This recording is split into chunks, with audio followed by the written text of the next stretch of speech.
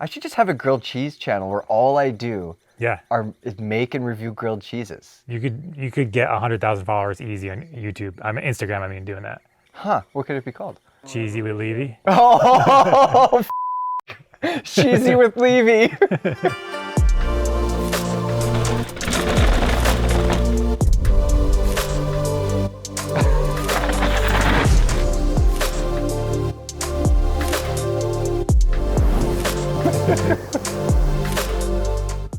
Whistler, BC is where we're testing some of the newest trail bikes, including one that looks like it might be from the future, Scott's new Genius ST900 tuned.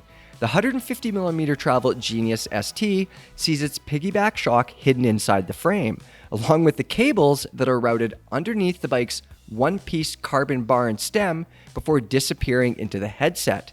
And if you need to access the shock, the plastic down tube guard pops off with the push of a button. The ST part is short for Super Trail, which means that this Genius gets a 160mm travel fork that's not controlled by the twin-lock lever, unlike the standard Genius. With a carbon frame and wheels, a bunch of wireless Axis drivetrain parts, and high-end suspension, the ST900 tuned comes in at $11,000 American.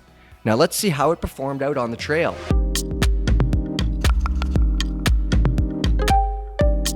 We're going to talk about how this thing rides, and as always, we start off with climbing. So this morning, Kaz, you and I went for a pedal just before we filmed this review, and our climb was pretty loose. It was pretty dusty. It was pretty rocky. I cleaned it all. Good work. Congratulations. Oh, you did too, I did guess. too, yeah. I guess nothing really to brag about. But still, good job. But that bike impressed me. It's got a ton of traction. One thing I want to talk about is the twin lock.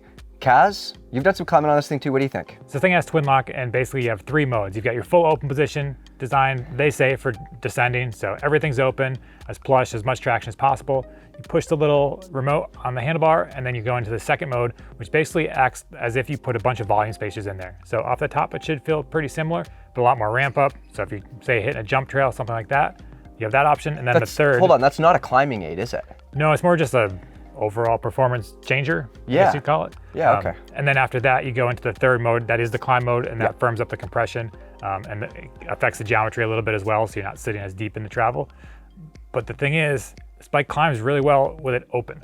Full open. Fully open, you can just pedal away. The shock being hidden in there, it's probably kind of nice mentally, because you can't look down and see if it's cycling or not, which that probably helps. But overall, there's good traction, but there's also support. In the past, some of the Scott bikes that we've reviewed, they've been a little bit softer and kind of felt like they needed or benefited from the twin lock. But this one, I'd say, it has a really nice tune on it that you could just, I was totally happy just leaving it open for the whole time. Yeah, I would agree with you there, Kaz.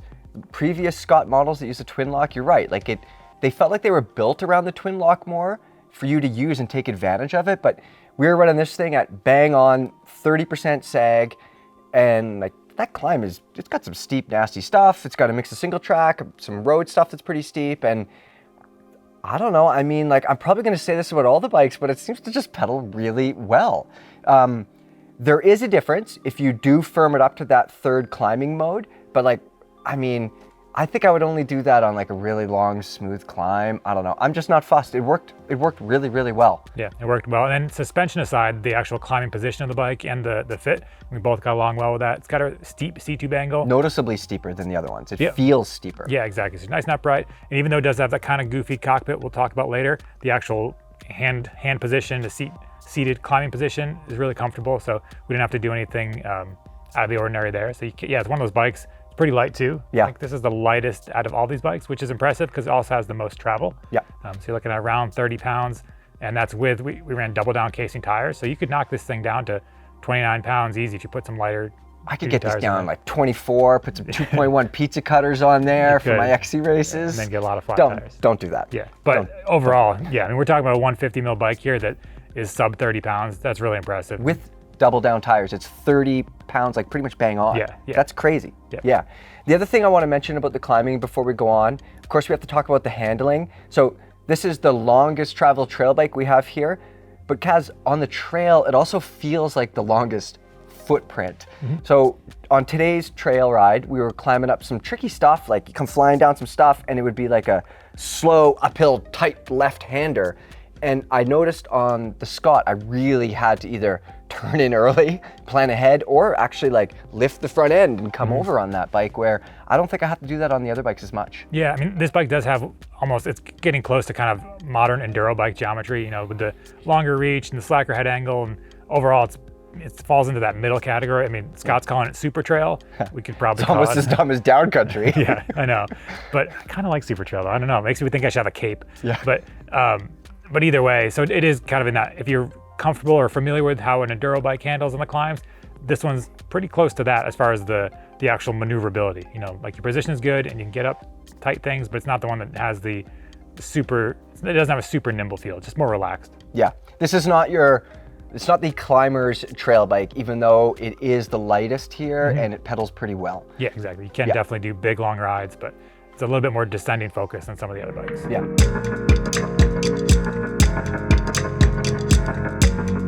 As you all know, we've been testing here in Whistler, also spent some time in the bike park, and this thing does great.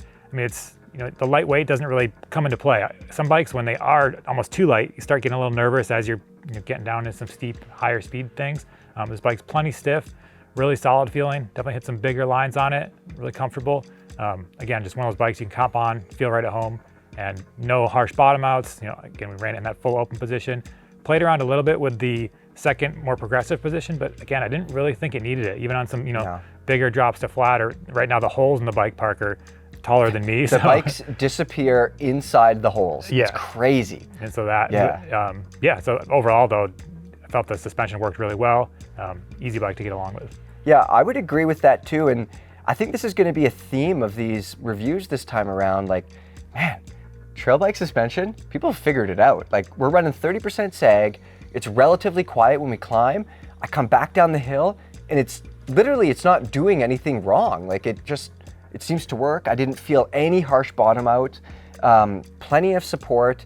Like, I want to be more critical about this, and I want to come to you guys with complaints about the Scott's rear suspension, because it kind of bothers me that it's hidden and complicated and like stupid levers and things like that. And like, honestly, my only complaint about the back of this bike is that it doesn't need those stupid levers. Yeah, and then the chassis as a whole, it's always hard to say if a bike, where you're feeling the stiffness from, whether it's the wheels or the handlebars or any of that. But overall, it does feel like a nice stiff package without being overly harsh. You can really, at high speeds and the chattery stuff, you can really carve in. Doesn't feel like it's going 4 directions at once, but it's also not so much feedback that you're getting arm pump or claw hands or anything like that. So they really struck a nice balance here. Kaz, when you start linking up some corners or it starts to get slower and tighter, how does the bike feel then? Because this is, like we said in the climbing section, this is a fairly long bike. It has a relatively long wheelbase, longer than some of these other bikes. Does it feel like more bike in those sections?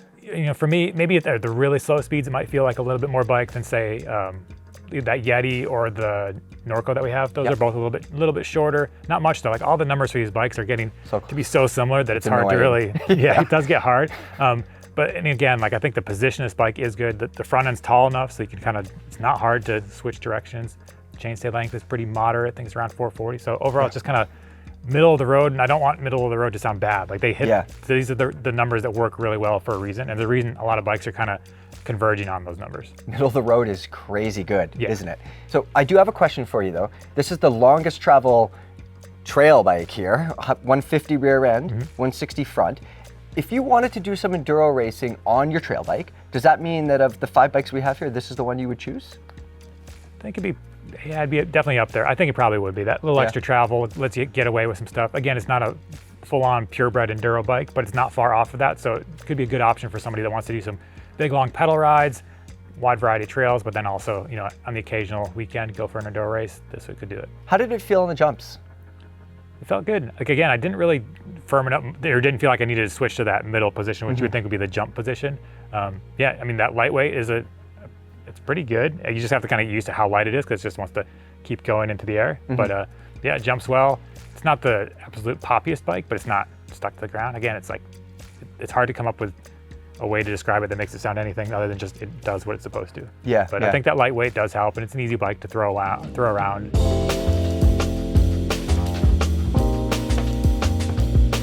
All right, next up, we're gonna talk about timed testing, and we're gonna start with climbing times and the efficiency test.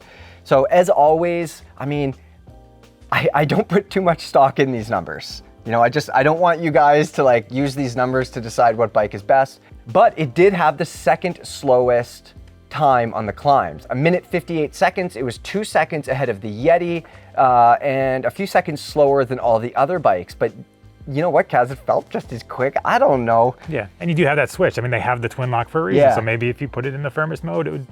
Yeah, you know, we always want to test it full open because that's what I want to know. I don't want to be pressing buttons or anything, but yeah, you could have firmed it up. Let's talk about the downhill times, Kaz. Yeah, and for the descents, this one ended up tied for second place with the Santa Cruz High Tower. Okay. Again, it turns out that I'm fairly consistent when it comes to repeating laps, so there wasn't a huge spread between the times, but if I had to guess without looking at any of the times, this would have been in that upper section, so it made sense. And it felt like that on the trail too. It's a quick bike, it has plenty of travel, so that kind of helps erase some of the bumps a little better. You can carry speed pretty well, so yeah, not surprising there.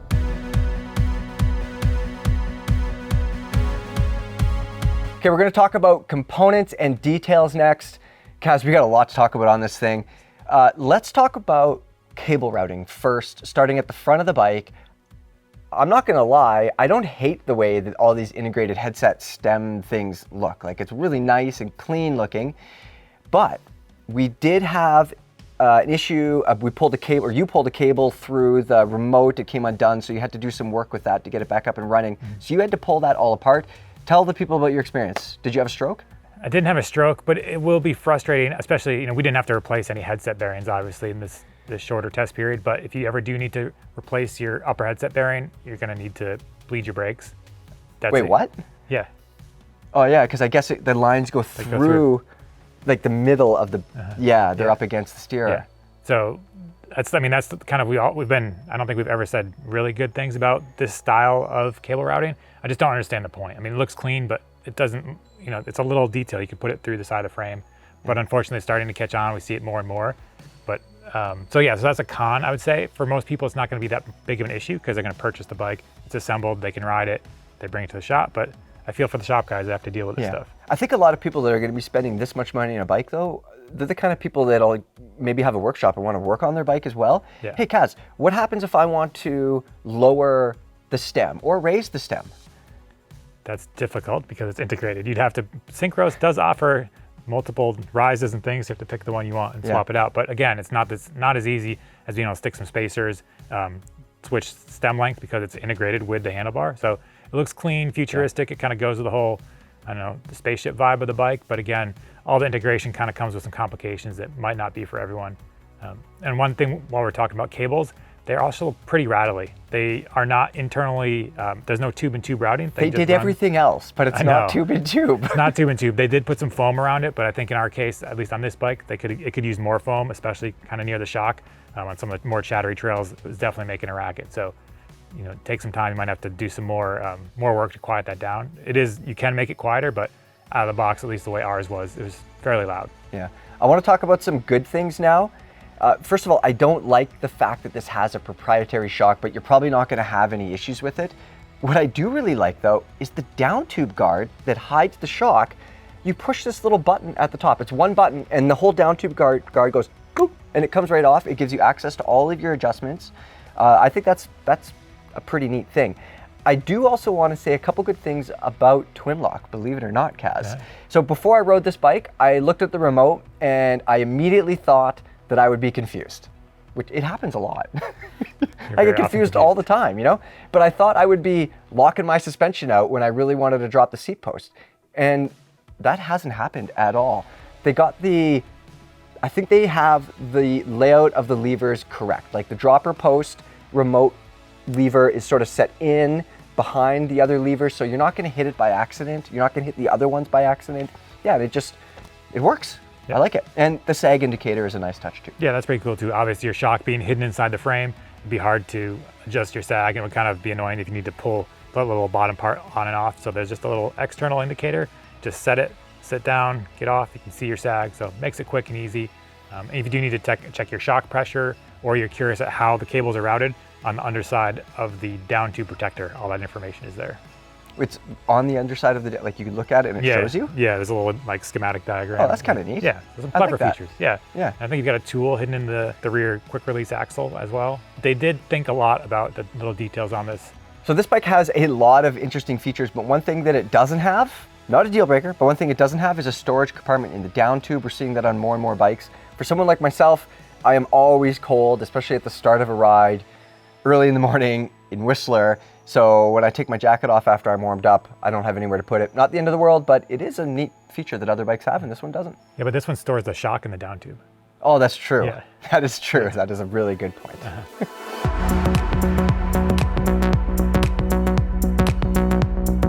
So obviously $11,000, a huge amount of money. This is a very expensive, top of the line bike. But the good news is that Scott's lineup runs pretty deep, and they even have an aluminum version of the frame that I think looks amazing. The shock's still hidden inside, and it just looks super clean.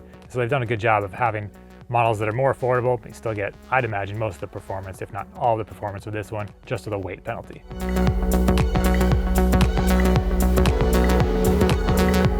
We're gonna do pros and cons next. Kaz, tell us what you liked.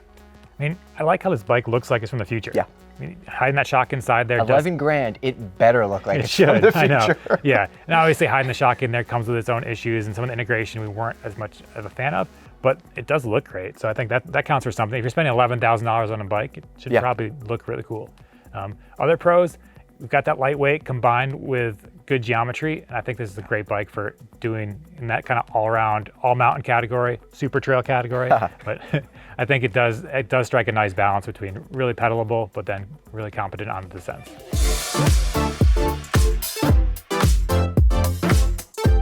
I think a lot of people are going to be not down with the level of integration on this thing. Like you said, Kaz, it makes it a really neat bike, and I like really neat stuff. And I like working on stuff. So like, I mean, people are going to be good with it and it's fine, but man, like the front end of that thing, there's a lot going on, but at the same time, there's no tube and tube routing. It's like they did all this stuff, but then the cables are rattling inside the frame, which is, I don't get it. Yeah, it's definitely a big downside. And again, we'll always be complaining about this style of through the headset cable routing. It doesn't really make sense to me, no matter how clean it looks.